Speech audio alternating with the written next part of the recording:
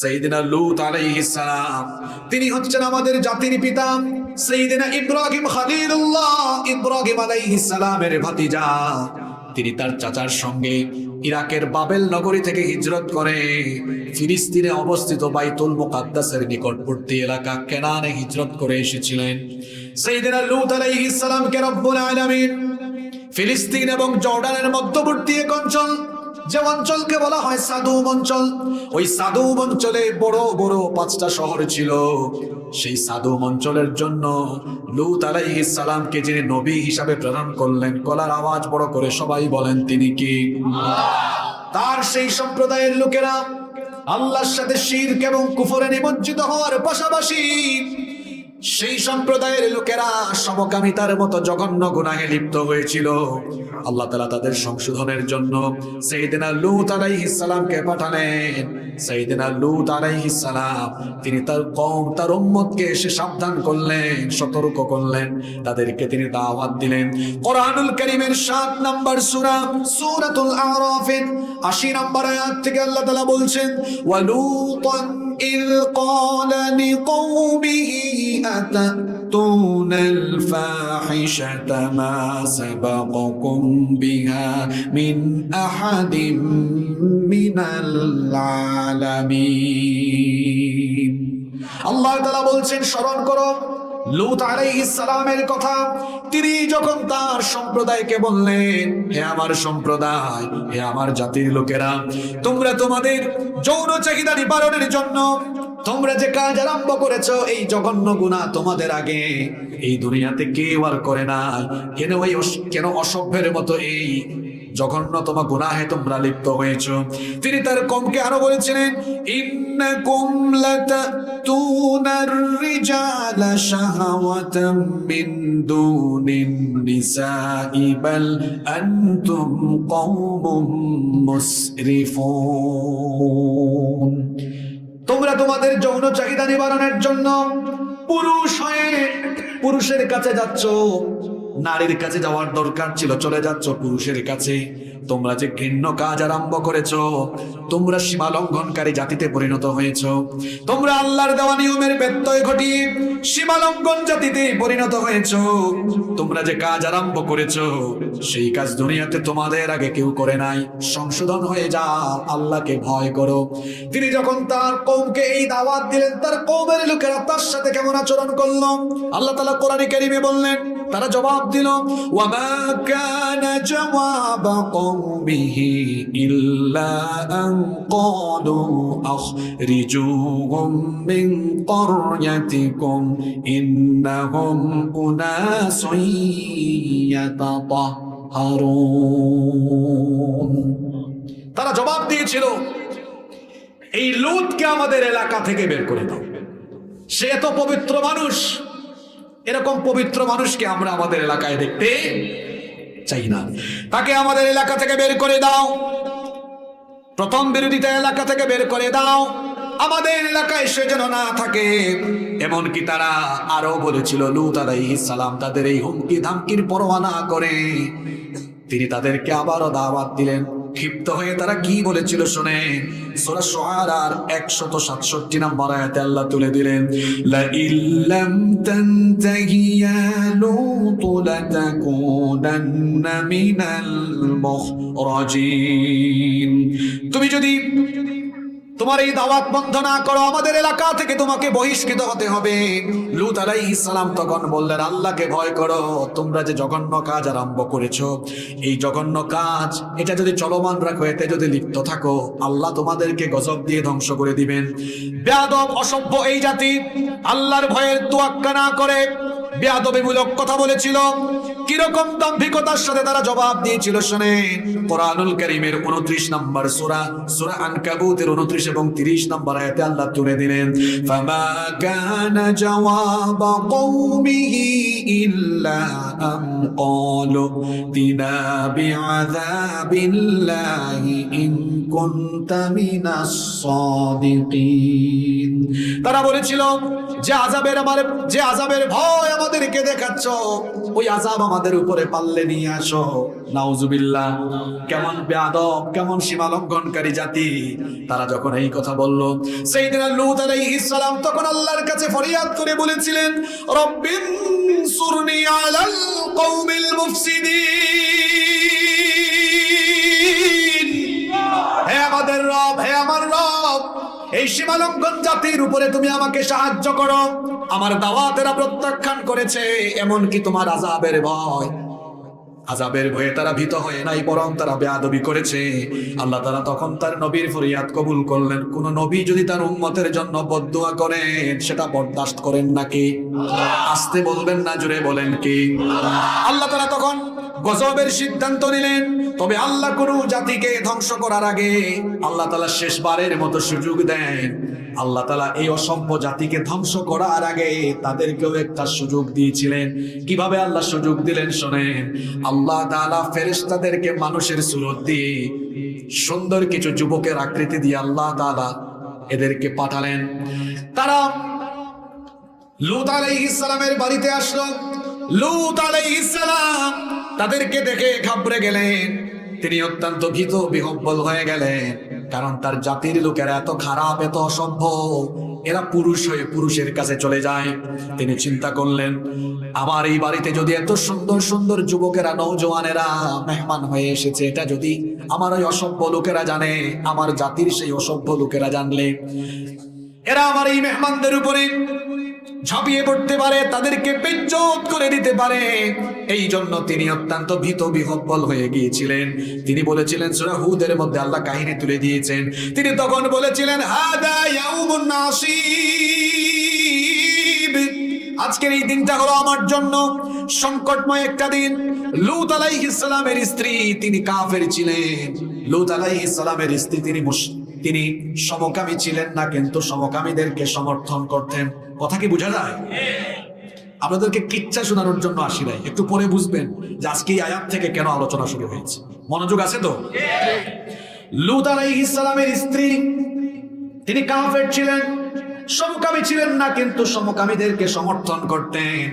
লূত আলাইহিস সালামের বাড়িতে যখন সুন্দর সুন্দর কিছু যুবক, এরা যুবক না ফেরেশতা, সুরত ধরেছে মানুষের সুরত দিয়েছেন কি আল্লাহ? কি চাইলে পারেন না? এই খবর লূত আলাইহিস সালামের স্ত্রী, অসভ্য সমকামী এই কাফিরদের কানে কানে পৌঁছে দিল।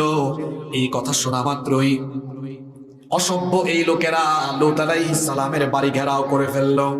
লূত আলাইহিস সালাম তখন তাদেরকে বলেছিলেন, ইয়া কওমি হাউলাই বানাতি হুন্না আতহারু লাকুম, আমার মেহমানদের সাথে বেয়াদবি করো না। আমার সম্প্রদায়ে অনেক নারীরা আছে, তারা তোমাদের জন্য পবিত্রা, তাদের কাছে যাও, আমার মেহমানদের সাথে বেয়াদবি করো না। তখন এই অসভ্য সমকামী লোকেরা বলেছিল, আমাদের কি দরকার, আমরা বুঝি, আমাদেরকে জ্ঞান দেওয়া লাগবে না। তারা যখন সিদ্ধান্ত নিল ওই মেহমানদের উপর তারা ঝাঁপিয়ে পড়বে, লূত আলাইহিস সালাম তখন বললেন, আজ যদি আমার প্রতিরোধের শক্তি থাকতো তো তোমাদেরকে প্রতিরোধ করতাম, বাধা দিতাম, কিন্তু সেই সামর্থ্য আমার নাই। ফেরেশতারা তখন আসল তথ্য ফাঁস করে দিলেন। ফেরেশতারা বললেন, হে আল্লাহর নবী লূত, আপনি ঘাবড়ে যাবেন না, আপনি চিন্তিত হবেন না। আপনি আমাদেরকে মানুষের সুরতে দেখছেন, কিন্তু আমরা মানুষ নই, আমরা আল্লাহর পাঠানো ফেরেশতা। আপনি ভয় পাবেন না, এরা আমাদের ধারে কাছেও আসতে পারবে না, আসার আগেই এরা গজবে শেষ হয়ে যাবে। আমাদেরকে আল্লাহ মানুষের সুরত দিয়ে পাঠিয়েছেন, কারণ আল্লাহর দয়া মানুষের উপরে কম না বেশি। আল্লাহ শেষবারের মতো তাদেরকে পরীক্ষা করতে চাইলেন। এই পরীক্ষায় তারা ফেল করেছে। আপনার জন্য সংবাদ হলো, আপনার স্ত্রী ছাড়া বাকিদেরকে নিয়ে আপনি আজকে রাত পোহাবার আগে, ভোর হওয়ার আগে এলাকা থেকে চলে যান, কারণ এই এলাকাকে গজব দিয়ে ধ্বংস করার সিদ্ধান্ত ইতিমধ্যে যিনি গ্রহণ করেছেন তিনি কি? লূত আলাইহিস সালাম ফেরেশতাদের এই কথা শুনে সঙ্গে সঙ্গে তিনি তার স্ত্রীকে বাদ দিয়ে বাকি সদস্যদেরকে নিয়ে ঘর বাড়ি ছেড়ে রওনা করলেন। হিজরতের উদ্দেশ্যে তিনি পথ চলা আরম্ভ করলেন। ফেরেশতারা বললেন, পিছনে তাকাবেন না, এলাকা ছেড়ে চলে যান, কারণ প্রত্যুষেই ভোরবেলা গজব আসবে যার তরফ থেকে তিনি কি? লূত আলাইহিস সালাম তার স্ত্রী ছাড়া অন্যদেরকে নিয়ে রওনা হলেন। ঠিক সকালবেলা গজব চলে আসলো। কেমন গজব শুনে? সেই জমিনে বসবাসরত সকল সমকামী এবং সমকামীদের মদতদাতা আর তাদেরকে সমর্থনকারী লোকদেরকে আল্লাহ তাআলা জমিনটা উপরে উঠায়া একটা আছাড়ে দিয়ে জমিনের উপরকে নিচে, নিচকে উপরে উঠায়া গোটা জমিনটাকে উল্টায়া দিয়া ওই জনপদকে যিনি ধ্বংস করে দিয়েছেন তিনি কি? কথা শুনতেছেন তো আমার? একটা সেকেন্ড নষ্ট করবেন না, আপনারা আমাকে সহায়তা করেন। এই যে সমকামীরা ধ্বংস হলো, কিন্তু লূত আলাইহিস সালামের স্ত্রী, একজন নবীর স্ত্রী, তিনি তো সমকামী ছিলেন না। তিনি শুদ্ধ কেন আল্লাহর গজবে পতিত হলেন? কেন হলেন? কথা বলেন। তাহলে বোঝা গেল অন্যায় না করে অন্যায়কে সমর্থন দিলে আপনি অন্যায় না করলেও আল্লাহর গজব থেকে বাঁচতে পারবেন না। আজ আসমানের নিচের ওয়াজ আর জমিনের নিচের ওয়াজ নয়। আর 14 কোটি মুসলমানের এই দেশে আসমানের নিচে জমিনের উপরে এই বাংলাদেশের মুসলমানদের ছেলে মেয়েগুলাকে সমকামী বানানোর জন্য ট্রান্সজেন্ডারের মতো বিষাক্ত বিষয় আমাদের ছেলে মেয়েদের স্কুল মাদ্রাসার পাঠ্য বইয়ে ঢুকিয়ে দিয়ে আমাদের পরবর্তী প্রজন্মকে লূত আলাইহিস সালামের অসভ্য উম্মতের মতো চরিত্রহীন লম্পট বদমাশ সমকামী বানানোর অপচেষ্টা চলছে। বরদাস্ত করবে না দেশের মানুষ।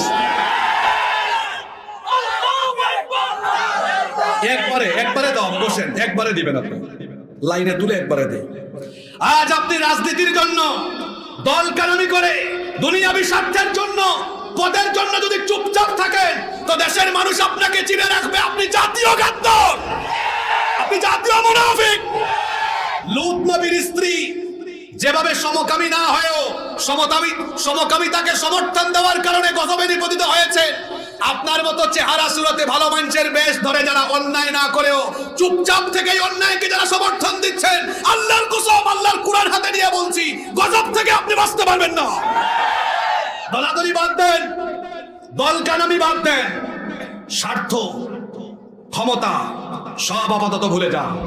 এই সমকামিতাকে প্রমোট করার জন্য এই ট্রান্সজেন্ডারের মতো এই বিষাক্ত ইস্যু কোন জায়গায় আছে আপনি হয়তো খবরও জানেন না। আপনার কি মনে হয় হুজুর মুখস্থ কথা বলবে? না, এখানে খতিয়ান নিয়ে এসছি তো একদম আরএসবিএস, তার মানে আপনাদের এলাকার জায়গা জমির আরএসবিএস না, এটা একটা রূপক কথা।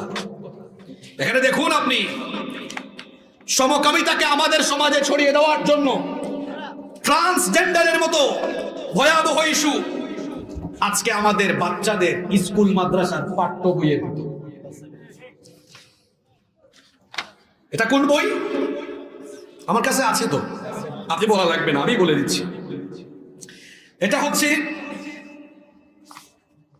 2024 শিক্ষাবর্ষের 7ম শ্রেণীর ইতিহাস ও সামাজিক বিজ্ঞান বই, পৃষ্ঠা নাম্বার 39। ট্রান্সজেন্ডার শরীফ থেকে, আপনারা জানেন শরীফ থেকে, শরীফ ছেলের নাম না মেয়ের নাম?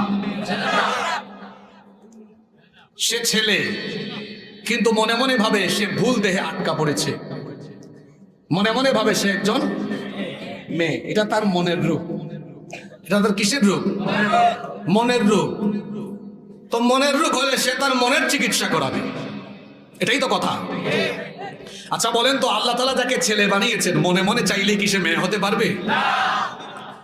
সে কি সার্জারি করে তার লিঙ্গ পরিবর্তন করতে পারবে? একজন পুরুষ মনে মনে মেয়ে হয়ে পেটের সন্তান নিতে পারবে? এই শরীফা, শরীফ থেকে যে শরীফা, সে কি গর্ভবতী হতে পারবে? একজন নারী কি পুরুষ হয়ে, একজন নারী কি পুরুষ হয়ে পুরুষের মতো কিছু করতে পারবে? এটা তো সভ্য সমাজ, আমি অসভ্যের মতো বলতে পারবো না তো। আপনি বুঝে নেন আমি কি বলতে চাচ্ছি। একজন নারী পুরুষ হয়ে পুরুষের মতো সব পারবে? কথা বলেন না কেন? তো সবকিছু মনে মনে। কারণ আপনারা কি মনে মনে মহিলা নাকি? তো আওয়াজ মহিলার মতো কেন? কথা বলেন, পারবে? ট্রান্সজেন্ডারকে হিজরার সাথে সমর্থবোধক শব্দে ব্যবহার করা হয়েছে। এজন্য জাতির সাথে কলা দেখিয়ে মূলা খাওয়ানোর মতো এক ভয়াবহ তামাশা শুরু হয়েছে। আপনারা কি মনে করছেন আমরা আঙ্গুল চুষে চুষে বড় হয়েছি? হিজরা আর ট্রান্সজেন্ডার তো এক বিষয় নয়।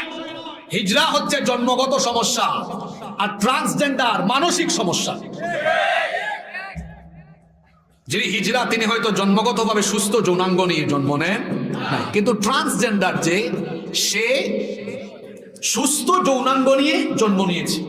এটা ছেলে ছেলের মতোই জন্ম নিয়েছে, সব তার ঠিক আছে, হঠাৎ করে ভাবে সে মেয়ে, অথবা মেয়ে ভাবে। এখন এখানে যদি এরকম কোন মুনাফিক থাকে যারা মনে মনে বলতেছে হুজুর এই বিষয়টা এখানে নিয়ে আসলো কেন, তা আমি বলবো সব বিষয় ব্যক্তিগত নয়, কিছু ব্যক্তিগত বিষয় সমাজ সভ্যতাকে ধ্বংস করে দেয়। ট্রান্সজেন্ডার এটা ব্যক্তিগত ইস্যু নয়। আপনি যদি ব্যক্তিগত ইস্যু বলে চুপচাপ থাকেন, সবার আগে আপনার সমস্যা হবে। কি সমস্যা হবে আপনাকে বলে দেই। মনে করেন আপনার ছেলে মুন্না, সে বড় হয়ে আপনাকে বলল, আব্বু আপনার ছেলে মুন্না, এতদিন মুন্না হলো, এখন থেকে আপনার ছেলে মনে মনে মুন্ডি। ঠাড়া পড়ছে কার উপরে? কথা বল না কেন? নিজের উপরে। কার উপরে? এখন সে যদি বলে আমাকে, আমি যেহেতু মনে মনে মুন্নি, আমাকে বিয়ের জন্য মুন্না মার্কা অর্থাৎ ছেলে মার্কা কেউ লাগবে। যদি এখন তারে মনে মনে মেয়ে ভাবা, এইটাকে যদি ছেলের সাথে বিয়ে দেওয়া হয়, বাসর ঘরে গিয়া দেখবে দুটো এক জাতি। কথা বুঝেন নাই? তাহলে সমকামিতা ছড়িয়ে গেল কি গেল না?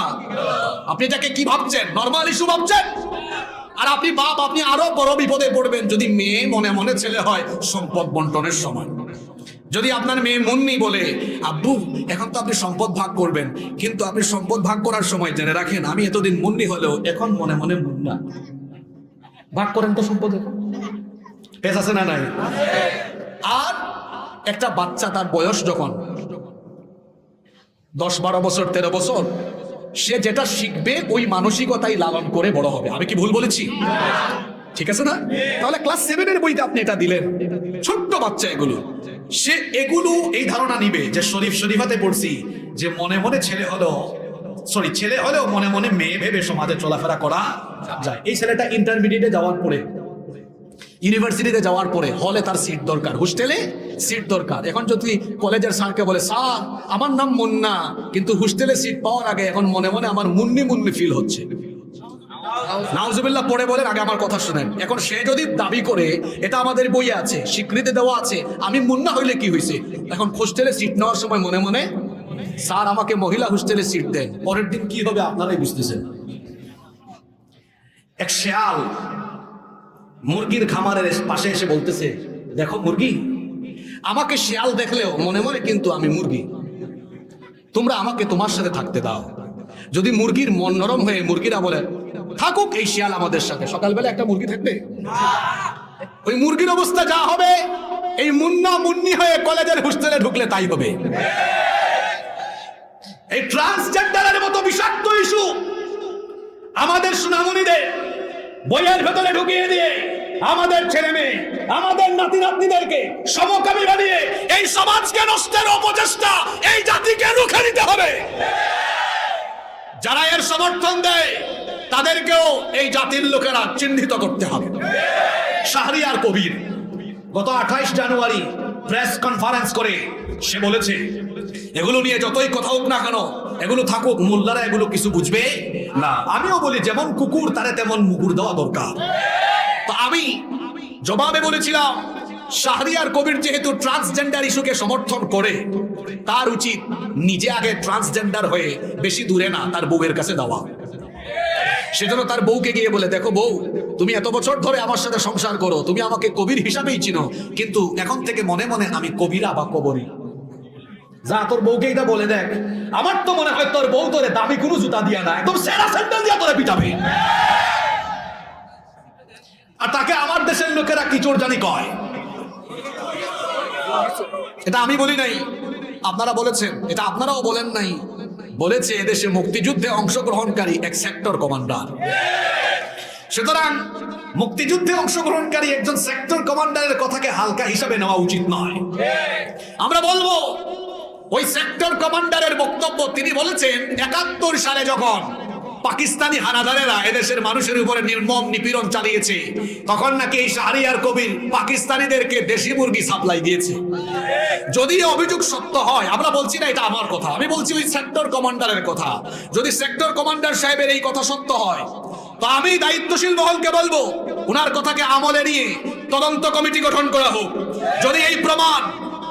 যদি এটা প্রমাণ হয়ে যায়, তাহলে ভালো কোনো দরিদিয়া নয়, গরু ছাগল বান্দার দড়ি দিয়া শাহরিয়ার কবিরকে বেঁধে ফাঁসির কাস্তে ঝুলিয়ে যুদ্ধাপরাধী হিসাবে ফাঁসি তার নিশ্চিত করতে হবে। ট্রান্সজেন্ডারকে সমর্থন দিচ্ছে, তুই তোর বউর কাছে যা আগেই পাবি। চিন্তা করেছেন কত বড় লুচ্চামি, কত বড় বদমাইশি? শয়তানও হাসে, আল্লাহ তুমি আমরা কেন যে শয়তান বলা না, আমার চেয়ে বড় বড় শয়তান এই সমাজে বাস করে। আমার চাচারা শোনেন, আপনাদের ছেলেমেয়েরা আছে না, নাতি নাতনি আছে না? আপনারা কি চান আপনাদের ছেলেমেয়েরা নষ্ট হোক? ওয়াজ কি কোরআনের বাইরে? কথা কন না কেন? এই ট্রান্সজেন্ডারকে কোরআন সমর্থন দেয়, হাদিস সমর্থন দেয়? তো এটা তো কোরআনের ওয়াজ, এটা হাদিসের ওয়াজ। কিছু মানুষ আছে প্যান্ডেলের বাইরে কানাঘুষা করছে, ওয়াজ তো করার কথা, হুজুর এগুলো নিয়ে কেন কথা বলে? এটাই তো ওয়াজ। আমার সমাজ নষ্ট হয়ে যাচ্ছে, এই সমাজকে বাঁচাতে হবে। একটা জাতিকে ধ্বংস করে দেওয়ার জন্য অস্ত্র লাগে না, শিক্ষার ভিতরে অশিক্ষা কুশিক্ষা ঢুকাই দিলে একটা জাতি শেষ হয়ে যায়। এই ট্রান্সজেন্ডারের মতো ভয়াবহ ইস্যু আমার বাচ্চাদের বইয়ের সিলেবাসের ভেতরে ঢুকিয়ে দিয়ে আজ আমাদের কোমলমতি বাচ্চাদেরকে ধ্বংস করে দেওয়ার, চরিত্রহীন বানানো, সমকামী বানানো, ধর্মহীন বানানো যে অপচেষ্টা শুরু হয়েছে, আর চুপ থাকলে হবে না। আপনারা এখানে গোয়েন্দার ভাইয়েরা থাকলে তাদেরকে বলবো, আমরা শুধু ওয়াজ মাহফিলে এই কথাগুলো বলে মানুষকে উত্তেজিত করার নিয়তে কথাগুলো বলছি না। আমরা তো ওয়াজ মাহফিলে কথা বলার আগে সর্বপ্রথম এগুলো প্রতিবেদন বানিয়ে, দেখেন এটা একটা প্রতিবেদন, এটা মন্ত্রণালয় পর্যন্ত পৌঁছে দেওয়া হয়েছে, বোর্ডে দেওয়া হয়েছে, আশ্বাস দেওয়া হয়েছে এগুলো ঠিক হবে। কই ঠিক হওয়ার কোনো নামগন্ধ নাই, আরো লম্বা লম্বা বক্তৃতা করা হচ্ছে। যখন আপনারা সংশোধন করলেন না, তখন আলেমদের দায়িত্ব হয়ে গিয়েছে এগুলো জাতির সামনে ফাঁস করে দিয়ে মানুষকে সচেতন করা। এজন্য এই বিষয়ে দলমত ভুলে যান। কে আওয়ামী লীগ করেন, কে বিএনপি করেন, কে জাতীয় পার্টি করেন, সব ভুলে যান। দলাদলি রাজনীতি এগুলো আমরা শিক্ষা নিয়ে চাই না। কেউ চুপ থাকলে হবে না। শিক্ষার এই অসঙ্গতি নিয়ে আমাদের সন্তানকে বাঁচানোর জন্য ঘরে ঘরে, বাড়িতে বাড়িতে, এলাকায় এলাকায়, স্কুলে কলেজে প্রতিবাদ মুখর আওয়াজ তুলতে হবে। এই শিক্ষা কারিকুলাম বাতিল করতে হবে। যারা টেলিভিশন চ্যানেলে এসে সুন্দর সুন্দর বুলিয়া উড়ায়, আপনাদেরকে বলে এটা আমাদের জাতির ভালোর জন্য আমরা করেছি, আপনারা খোঁজ নিয়ে দেখেন তাদের বাচ্চারা এই দেশে পড়াশোনা করে না, ইউরোপ আমেরিকায় তাদের বাচ্চাদেরকে তারা পড়াশোনা করায়। আর আমাদের বাচ্চাগুলাকে আলু ভর্তা ডিমবাজি। শুধু কি তাই? হ্যাঁ, শুধু কি তাই? আপনাদেরকে আরেকটু দেখাই না আমি, দেখবেন আপনারা? হ্যাঁ, এখানে যারা হাসতেছো হাসি বন্ধ করে দেন। আপনার মাথায় কোনো টেনশন আছে না? আপনার ভাই বোন শেষ হয়ে যাচ্ছে, এখন বইয়ের ভিতরে স্কুলে মাদ্রাসায় কি লেখা? এখানে সারেগামা পাধানিসা। আপনার বাচ্চারা সারেগামা পাধানিসা শিখুক, আপনি এটা চান? যে তার ছেলে মেয়েকে সারেগামা পাধানিসা বানাতে চাইবে সে নাট্যকলাই দিক, ঠিক কিনা? গানের টিচারের কাছে দিক, গান শেখা, কোনো আপত্তি আছে? সবাই সবার সন্তানকে তো গায়ক, নায়ক, নৃত্যশিল্পী, আউল বাউল সবাইকে বানাতে চায়। কারো উদ্দেশ্য আমার ছেলে ডাক্তার হবে, কারো উদ্দেশ্য আমার ছেলে মেয়ে ব্যারিস্টার হবে, কারো উদ্দেশ্য আছে আমার ছেলে মেয়ে সচিব হবে, ডিসি হবে, এসপি হবে, প্রশাসনে কাজ করবে, কারো উদ্দেশ্য আমার ছেলে মেয়ে আলেম আলেমা হবে, কারো উদ্দেশ্য আমার ছেলে হাফেজ হবে, আমার ছেলে মাওলানা হবে, মুফাসসির মুহাদ্দিস মুফতি হবে। এজন্য আমরা আমাদের ছেলেকে মাদ্রাসায় দিচ্ছি সারেগামা পাধানিসা। এটা মাদ্রাসার বই। কোন মাদ্রাসায় কি হারমোনিয়াম আছে, ঢোল তবলা আছে, সারেগামা পাধানিসার আওয়াজ আছে? তো আমাদের এই ধর্মীয় প্রতিষ্ঠানগুলোতে এই সারেগামা পাধানিসা ঢোকানোর এত বড় সাহস পেয়েছে কারা? কাদের এত বড় সাহস হলো? এই বইগুলো কার বাপের পয়সায় ছাপা হয়েছে? হ্যাঁ, কথা কর না কেন? কার বাপের পয়সায়? আপনাদের ঘাম ঝরানো ট্যাক্সের পয়সায়। যারা মাস শেষে বেতন খায়, কার বাপের পয়সার বেতন এগুলা? এসি রুমে বসে বসে সুন্দর সুন্দর বিবৃতি দেওয়া, এসি গুলো কার পয়সায় কিনা? দামি দামি গাড়িতে যে চলেন, সেই গাড়ি আর গাড়ির পেট্রোল কাদের পয়সায়?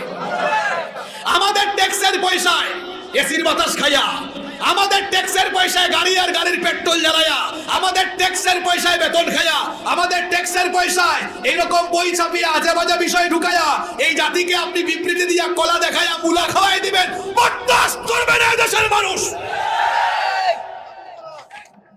এই দেখেন হারমোনিয়াম, ঢোল তবলা, মাদ্রাসার বই এগুলো ঢুকানো হয়েছে। শুধু কি তাই, ঢোল তবলা হারমোনিয়াম বাজালে চলবে? একটু থাক দিনা দিন দিন দিন কোমর দোলায় নাচানাচি আছে না নাই? আমি কি বানায় কোনো কথা বলছি? দেখেন মাদ্রাসার বইয়ের মলাট দেখেন। আমাদের কোন মেয়েরা কি মাদ্রাসায় এভাবে যায়? কোন শ্রেণীর বই? দাখিল ষষ্ঠ শ্রেণী মাদ্রাসার বই। কোন মেয়েরা মাদ্রাসায় এই পোশাক পরে যায়? তো আপনি মাদ্রাসার বইয়ের মোলাটে এই ছবি দিলেন কেন? কোন মাদ্রাসায় ঢোল তবলা হারমোনিয়াম একতারা দুতারা সেতারা এগুলো শেখানো হয়? তো আপনি এগুলা দিলেন কেন মাদ্রাসার বইয়ে? কেন দিয়েছে বলবো? যাতে আপনারা আপনাদের ছেলে মেয়েদেরকে রাগ করে মাদ্রাসায় না পাঠান। মাদ্রাসা ধ্বংসের অপচেষ্টা চলছে। এই মসজিদের পাশেও মাদ্রাসা আছে। এই মাদ্রাসায় যারা তাদের ছেলে মেয়েকে পাঠিয়েছে হাফেজ হওয়ার জন্য পাঠিয়েছে। আমার দেশে লক্ষ লক্ষ কওমি আলিয়া মাদ্রাসা আছে। এগুলোতে মানুষ ছেলে মেয়েদেরকে পাঠায় আলেম আলেমা হওয়ার জন্য, ঢোল তবলা হারমোনিয়াম শিখায়া সারেগামা পাথানিসা শেখানোর জন্য মানুষ তাদের সন্তানদেরকে মাদ্রাসায় পাঠায় না। শুধু কি তাই, অন্তরা আর ফাহিমের প্রেমের গল্প এখানে। আমার বাচ্চাদেরকে প্রেমিক প্রেমিকা বানানোর দায়িত্ব কি আমরা কাউকে দিয়েছি? হ্যাঁ, শুধু কি এখানেই শেষ? এগুলো আমি বলতে পারবো না। এখানে যে অশ্লীল শব্দ এগুলো কি বলা যাবে মাহফিলে? দেখেন আপনি দেখুন, আপনারা শুধু শরীফ শরীফা নিয়ে পড়ে আছেন। সুলাইমান নবীর কার্টুন ক্লাস 8 এর ইংলিশ বইয়ে দেওয়া হচ্ছে। সুলাইমান নবীর কার্টুন। ফ্রান্সে আমাদের নবীজির কার্টুন ব্যঙ্গচিত্র হওয়ায় ফ্রান্সকে আপনারা ভালোবাসেন না ঘৃণা করেন? ফ্রান্সের প্রেসিডেন্টের নামও অনেকে শুনতে পারে না। অনেকে তার ছবির উপরে জুতা পিটা করছে, তার ছবি জ্বালিয়ে দিয়েছে। ফ্রান্সের পণ্য অনেকে বয়কট করেছে। কেন? আমাদের প্রিয় নবীজি কার্টুন সেই দেশে দেখানো হয়েছে, ঠিক কিনা? নবীদের কার্টুন আঁকা, এটা কি নবীদের প্রতি সম্মান না নবী অবমাননা? জোরে বলেন। তাহলে এই ছবিগুলো যারা বইয়ে ঢুকালো এরা কারা? এদেরকে তো বের করা দরকার। 90% মুসলমানের দেশে স্কুলের বইয়ে মাদ্রাসার বইয়ে এই ধরনের কার্টুন এঁকে যারা 90% মুসলমানদের কলিজায় আগুন ধরিয়েছে, এদেরকে দৃষ্টান্তমূলক শাস্তির আওতায় আনতে হবে।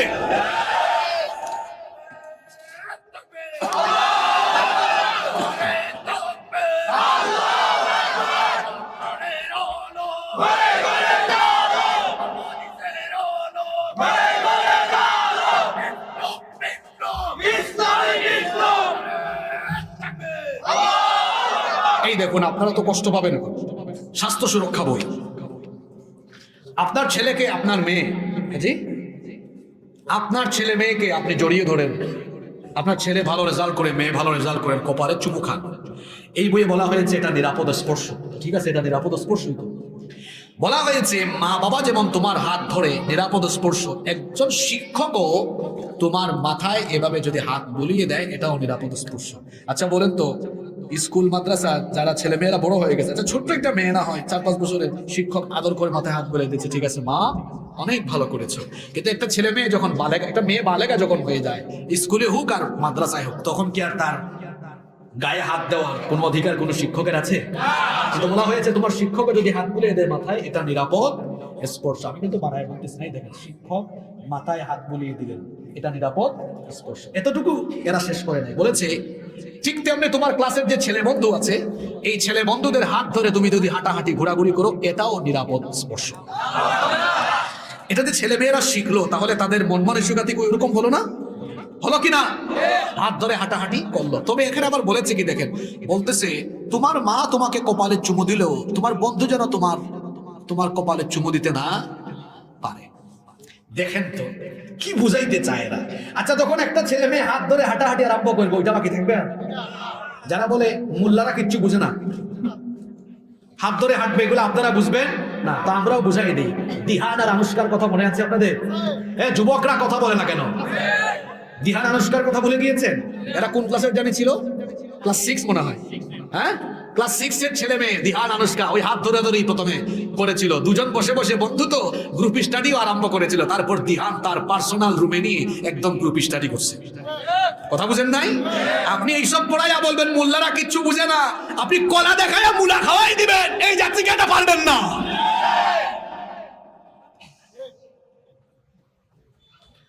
যারা বলে ছেলে এবং মেয়ে হাত ধরে হাঁটাহাঁটি করলে কিছুই হয় না, তো আমি আমার ভাষায় বলি, বিপরীত লিঙ্গের প্রতি আকর্ষণ এটা সৃষ্টিগত, আল্লাহর দেওয়া, ঠিক কিনা? তো ছেলে মেয়ে হাত ধরাধরি করলে যার ভিতরে ফিলিংসই আসে না, ওই বেটা তো অসুস্থ, তার দেশে বিদেশে চিকিৎসা নেওয়া দরকার। এর যৌবন কি বলেন আছে? এই যে এত অসঙ্গতি, শুধু কি তাই? এই দেখেন মাদ্রাসার বইয়ে ঢুকিয়ে দিয়েছে, কি লিখেছে পড়েন না আপনারা? লীলাবালি লীলাবালি পর যুবতী সৈন্য বিয়ার সাজকি সাজক কন্যা। কি ঠিক বলছি? এগুলো আমাদের ছেলে মেয়েদেরকে শিখানো হচ্ছে। আপনি এই দেখুন মাদ্রাসার বইয়ের মলাট গুলো দেখুন আপনারা। মাদ্রাসার বইয়ে কি এ ধরনের মলাট শোভা পায়? দাখিল ক্লাস 9, দাখিল নবম শ্রেণী, দাখিল নবম শ্রেণী। দেখছেন অবস্থা? কিচ্ছু বাকি রাখছে এখানে? আপনারা আগে দেখেন, দুল তবলা একতারা দুতারা সেতারা তিনতারা কত তারা আছে, একবার আপনারা দেখেন। কি আপনাদের ছেলে মেয়েরা আউল বাউল নায়ক গায়ক এগুলো হোক, এগুলোর জন্য কি আপনারা স্কুল মাদ্রাসায় পাঠান নাকি? তাহলে আমাদের এই পরবর্তী প্রজন্মকে ধর্মহীন, সমকামী এবং চরিত্রহীন করার যে অপচেষ্টা চলছে, আপনাদের সবাইকে নীরবতা ভঙ্গ করে এর বিরুদ্ধে সোচ্চার প্রতিবাদ করে তুলতে হবে।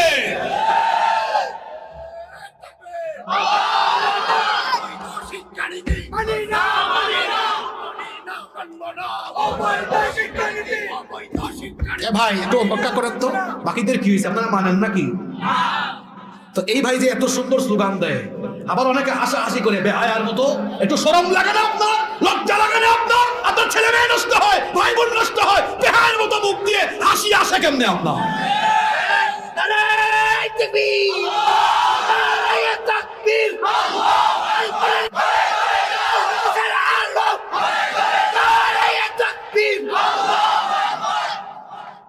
যারা চুপচাপ থাকবেন তাদের পরিস্থিতি কি হবে? আসুন আমরা আবার তাফসীরে ফিরে যাচ্ছি, কোরআন থেকে যাচ্ছি। কষ্ট হচ্ছে আপনাদের? সুন্দর একটা ঘটনা বলে আমরা শেষের দিকে যাব। এই যে অন্যায়, অপকর্ম, ধর্মহীন এবং সমকামী শিক্ষা ছড়িয়ে দিয়ে গোটা সমাজ সভ্যতা বিলীনের অপচেষ্টা চলছে, যে সকল সুফিরা চুপচাপ থাকবে তাদের পরিণতি কি হবে, এটা এখন আমরা কোরআন থেকে জানব। আপনারা আছেন না ঘুমাই গেছেন?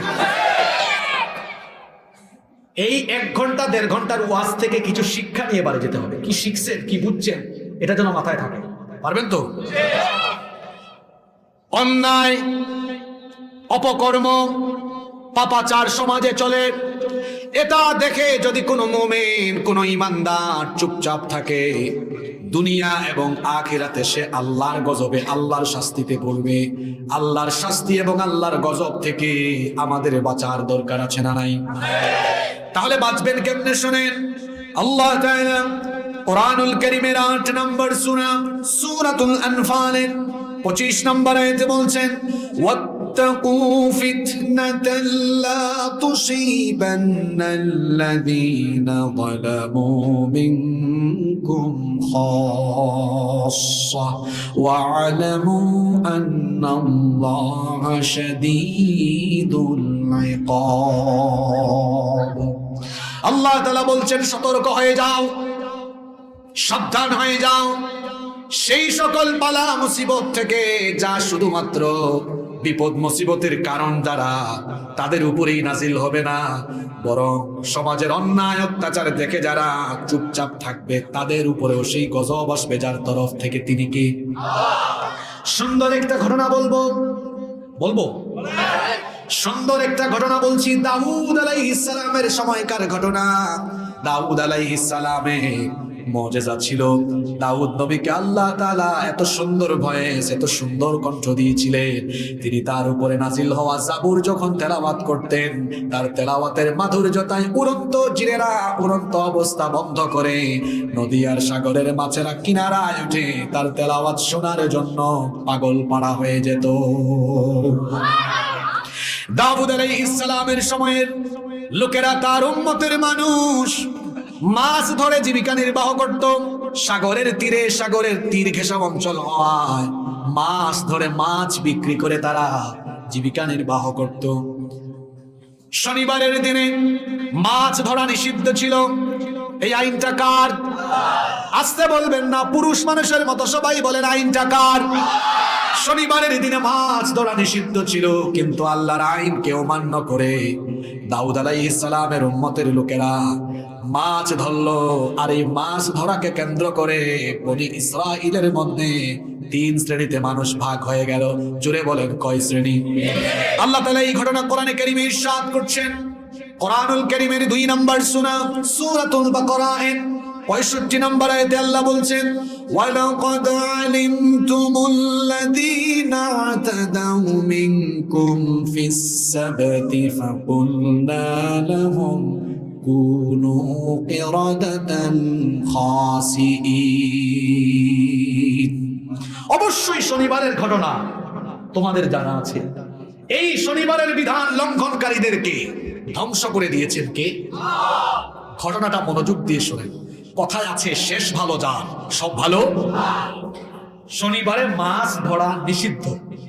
শনিবারের দিন সাপ্তাহিক ইবাদতের দিন, ইহুদিদের জন্য ছিল সেটা, সেই সম্ভব। এই আইনটা কার? অভিশপ্ত ইহুদিরা চিন্তা করলো আল্লাহ শনিবারে মাছ ধরা নিষিদ্ধ করেছেন, আমরা শনিবারে মাছ ধরবো না। আমরা আইল দিয়ে, আপনারা কুমিল্লায় আইল বুঝেন? বুঝেন না? আইল দিয়ে, বেড়া দিয়ে মাছ আটকায় রাখবো, খাবো না, আটকাবো, ধরবো না। রবিবারে এগুলা মজা করে আটকাইতে বলছে মাছ। তাইলে এরা আল্লাহর আদেশ মানলো না অমান্য করলো? এরা প্রথম শ্রেণী যারা আল্লাহর আইন অমান্য করলো। 2 নম্বর শ্রেণীর লোকেরা, এরা মাছ আইল দিয়ে, বেড়া দিয়ে আটকায় নাই, এদের সাথে এরা নাই। কিন্তু এই যে লোকগুলো অন্যায় করছে, এই অন্যায় দেখে তারা চুপচাপ, বাধা দেয় নাই। এটা আমাদের সমাজের কিছু মানুষের মতো আর কি। এই যে সমাজে এত কিছু, শিক্ষায় অসঙ্গতি, চেহারা সুরত সুন্দর, কাপড় চোপড় বলে সুন্দর, সব জানে, তাও বুবা শয়তান, সব দেখে চুপ আছে না নাই? দেখছে কিন্তু চুপচাপ। আপনাদের কথা কি বলবো, বহু আলিয়া মাদ্রাসার হুজুর এখনো বেতন আর ইনপুরাসের জন্য চুপচাপ কথা বলছে না। তারা সব জানে কিন্তু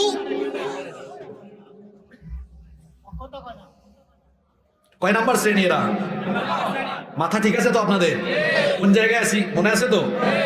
3 নম্বর আরেক শ্রেণী, এরাও মাছ ধরাতে নাই, কিন্তু এরা সচেতন। যারা আটকাই দিয়েছে তাদেরকে গিয়া কয়, এই আল্লাহ নিষেধ করেছে, তোরা মাছ আটকাস কেন? তাহলে এরা অন্যায় করে নাই, ঠিক আছে, কিন্তু অন্যায় সমর্থন করে নাই দেখে বাধা। কয় শ্রেণী? জোরে বলেন কয় শ্রেণী? 1 নাম্বার মাছ, জোরে বলতে হবে, যুবকরা যুবকের মতো কথা বলো, মাছ। 2 নাম্বার ধরে নাই, কিন্তু ধরে নাই, বাধাও। 3 নাম্বার ধরে নাই কিন্তু বাধা। কয়টা শ্রেণী? আল্লাহ তাআলা তৃতীয় শ্রেণীর লোকদেরকে গজব থেকে বাহিরে রাখলেন। কয় নাম্বার শ্রেণী? এরা কারা?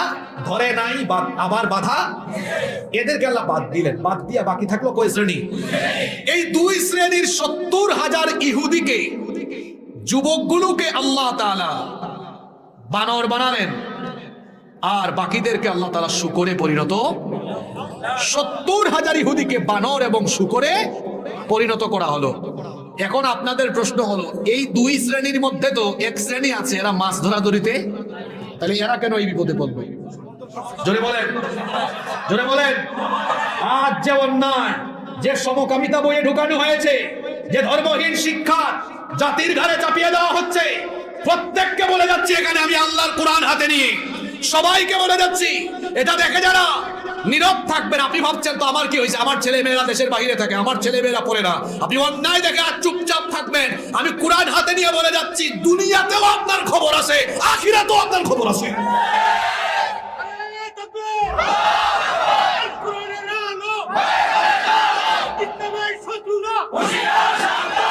আপনারা কি আল্লাহর গজব থেকে বাঁচতে চান? আমরা কি চাই আমাদের সন্তানরা সমকামী, অসভ্য, বদমাইশ এবং ধর্মহীন হয়ে যাক? আপনারা কি চান? আপনারা কি চান? তাহলে এই ধর্মহীন এবং সমকামী এই শিক্ষার বিরুদ্ধে প্রত্যেকটা মানুষ হিন্দু, বৌদ্ধ, মুসলিম, খ্রিস্টান, সকল ধর্ম, সকল দলের মানুষের সোচ্চার আওয়াজ তুলতে হবে। দেখেন না, গত বছর ঢুকিয়ে দিয়েছিল বিবর্তনবাদ, মানুষ নাকি ছিল বান্দরের জাত। এখনো শুনেছি ক্লাস 9-এর পরে নাকি এগুলো এখনো নাকি আছে। আমার দেশে জাফর ইকবাল, সে থাকে আমাদের সিলেটে, আমার বাড়ি সিলেটে, জানেন তো আপনারা। বুদ্ধিজীবী গবেষণা করতে করতে পাইছে মানুষ নাকি বান্দরের জাত। আসলে এরকম লোকদের সাথে তর্ক করে আমাদের এনার্জি লস করা উচিত নয়। আমি শুধু এতটুকু বলেছি, যারা গবেষণা করে পেয়েছো মানুষ বান্দরের জাত, তো ভাই তোমরা মানুষের সমাজে আসো কেন? তোমাদের উচিত পার্বত্য চট্টগ্রামের বান্দরবানে অথবা দক্ষিণাঞ্চলের সুন্দরবনে গিয়ে বান্দর খুঁজে তোমাদের জাতি ভাই বান্দরের সাথে তোমরা বসবাস করো, আমাদের কোনো আপত্তি নাই। তোমরা মানুষের সমাজ ছেড়ে দিয়ে হয় চিড়িয়াখানায় যাও, নইলে বন জঙ্গলে যাও। আমরা মানুষ, মানুষের সমাজে থাকার তোমাদের মতো বান্দরদের কোনো অধিকার নয়। মানুষ মানুষের জাত। মানুষ কিসের জাত? এরকম বান্দরামি শিক্ষা, লুচ্চামি শিক্ষা, বদমাইশি শিক্ষা আমাদের পাঠ্য বইয়ে থাকুক, আমরা এটা চাই। এজন্য আজকে বলে যাচ্ছি, সবাই কথা বলুন, সবাই কথা বলুন। আমরা আমাদের পরবর্তী প্রজন্মকে ধ্বংস করে দিতে পারি। আমরা আজকে আলোচনা থেকে কি শিখলাম, এটা এখন আমরা 1 মিনিটে বের করব। প্রথমে একজন নবীর উম্মতের আলোচনা, ঘটনা কোরআন থেকে বলেছি। সেই নবীর নামটা জানি কি? জোরে বলেন। এই লূত নবীর উম্মতরা কোন গুনাহে লিপ্ত ছিল? সমকামিতা। এর এই সমকামিতা প্রতিষ্ঠিত হয় ট্রান্সজেন্ডারের মতো ইস্যু দিয়ে। ওইটা আছে কোথায়? আমাদের বাচ্চাদের বইয়ে ভেতরে। এটা যদি থাকে, এটা যদি ছড়িয়ে যায়, সমকামিতা প্রতিষ্ঠিত হবে, আমাদের সমাজ নষ্ট হবে। আপনারা কি চান এই গোবিন্দপুর গ্রামের সমকামী তৈরি হোক? এই বুড়িচঙে থাকুক, এগুলা চান? শিক্ষা যদি জাতির মেরুদণ্ড হয়, আর শিক্ষাই যদি মানুষ গড়ার কারিগর হয়, তো এটা কেমন অশিক্ষা, কুশিক্ষা? আমরা এমন শিক্ষা চাই না। সর্বশেষ আমরা কোরআন থেকে আরো এক নবীর উম্মতের ঘটনা শুনেছি। নবীর নামটা জানি কি? এই নবীর উম্মত, এরা আরেকটা গুনাহ করে ধ্বংস হয়েছে। এদের মধ্যে এক শ্রেণী ছিল অন্যায় করে নাই, কিন্তু অন্যায় বাধা দেয় নাই। তাহলে আমরা অন্যায় দেখে বাধা না দিয়ে অন্যায়ের বিরুদ্ধে কথা বলবো, পারবো তো ইনশাআল্লাহ? ইনশাআল্লাহ। জাতির খুব সংকট চলছে, আপনাদের পায়ে ধরে বলে যাচ্ছি, আল্লাহর হস্তে আপনারা নীরবতা ভঙ্গ করুন। যদি আপনারা নীরব থাকেন, আপনাদের ছেলে মেয়েরা, আপনাদের নাতি নাতনিরা ধ্বংস হয়ে যাবে। পা ধরে বলে যাচ্ছে, আপনারা সচেতন। সময় চলে যাচ্ছে। যদি আপনারা কথা না বলেন, নীরব হয়ে যান, বিশ্বাস করেন, ধ্বংস হয়ে যাবে আপনার পরবর্তী প্রজন্ম। যারা আপনাদেরকে বুঝায় তাদের অসুবিধা নাই, আমি তো আগেই বলেছি, খোঁজ নিয়ে দেখেন, ওদের বাচ্চারা সব কি মিথ্যা বলেছি? খোঁজ নিয়ে গিয়ে দেখেন, ওদের সাথে আমাদের চলাফেরা আছে, তো পরিচয় আছে, অনেক কি চিনি জানি। এরকম আমাদের সন্তানদেরকে বাঁচানো দরকার। আমাদের কওমি মাদ্রাসার ভাইদেরকে আমরা বলবো, আপনাদেরকে আমি প্রথমে ধন্যবাদ জানাবো। আপনারা জাতির এই ক্রান্তি লগ্নে আপনারা উদারতার পরিচয় দিয়েছেন। আপনারা এই শিক্ষাক্রম নিয়ে কথা বলছেন শুরু থেকে, আমি ধন্যবাদ জানাচ্ছি আপনাদেরকে। পাশাপাশি আপনাদের কাছে আমি অনুরোধ রাখবো, ভাইরা, শুধু বক্তব্য দিয়ে আপনারা আপনাদের দায় এড়াবেন না, আপনারাও মানুষকে সচেতন করুন। কারণ যদি শুধু আলিয়া মাদ্রাসা ধ্বংস হয়, মনে রাখবেন একটা শেষ হলে আরেকটা আসবে। যদি আপনারা এই কথাটা না বুঝেন, তাহলে একটু ইঙ্গিত দিয়ে বুঝিয়ে দেই। এদেশের এক হুজুর ছিলেন, যে হুজুর সমস্ত অন্যায় অপরাধের বিরুদ্ধে বলিষ্ঠ কণ্ঠস্বর ছিলেন। তাকে যখন কবজা করে ফেলা হয়েছে, বাকিরা চুপ ছিলেন, বাকিরা ভেবেছিলেন অসুবিধা নাই, আমাদের কিছু হবে। দেখা গিয়েছে এখন কেউ বাকি। আমি নাম বললাম না, ইঙ্গিত দিয়ে গেলাম। আজ যদি আপনারা কিছুদিন বক্তব্য দিয়ে চুপচাপ হয়ে যান, আমাদের দর্শে নিজামীর উপরেও পরবর্তীতে হাত দেওয়া হবে। যারা আওয়ামী লীগ করেন, যারা বিএনপি করেন, যারা জাতীয় পার্টি, যে যে দল করেন, সব ভুলে যান। আপনি আওয়ামী লীগ করেন তো কি হয়েছে? আপনার ছেলে মুন্না মুন্নি হয়ে যায়, আপনার মেয়ে মুন্নি মুন্না হয়ে যায়, কি আপনি চান নাকি এটা? তো যদি ভালো বুঝেন তো সব আপনি বন্ধ করেন আর বলেন আমরা শিক্ষা নিয়ে কোনো রাজনীতি চাই। আমার কথায় কেউ যদি কষ্ট পেয়ে যান, আল্লাহর ওয়াস্তে আমাকে মাফ করে দিবেন, আমি আমার ব্যক্তি স্বার্থে কোনো কথা বলিনি, সব আল্লাহর দ্বীনের স্বার্থে কথাগুলো বলছি। আল্লাহ আমাদের সবাইকে বুঝার তৌফিক দিন। আপনারা খুব ভদ্র মানুষ, আমার মনে থাকবে আপনাদের কথা।